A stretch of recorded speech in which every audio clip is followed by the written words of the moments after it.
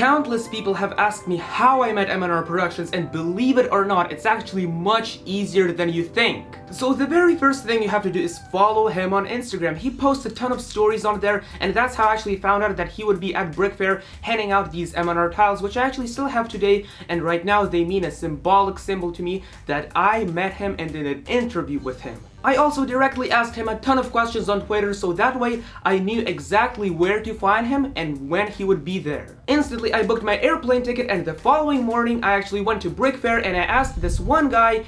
He was really nice, where the Empire Lug booth was. He also wished me good luck, and there I saw MandRproductions. I was finally going to meet the main man himself. And so I asked him if I could do an interview with him, and he happily agreed. I was just shocked at that point, and I was the happiest person on earth at that point. If you want to see our full interview with MandRproductions, the link to the video will actually be at the end of this video. And then I went exploring around BrickFair, Virginia, and actually found one of the coolest mocks ever by David Kress. It was a shooting course and a bunch of other kinetic sculptures. I'm gonna show you right now and tell you about them right now. As you can see, you can adjust the shooter arm and you can attempt to land the ball into one of these spinning catchers. I love this particular model so much due to the creativity, and I even did my best to land some shots.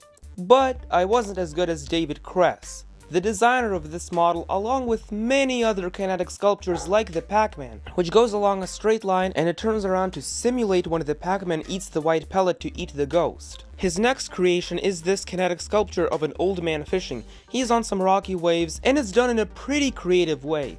Even as someone who has built many LEGO Technic sets, I would have never thought of using this technique. And there's even a shark here. And finally, we get this astonishing creation representing a police officer beating a crook with a hammer. As you can see, there are a few gears here, and in addition to the creativity of this model, I really like the mechanism on the back.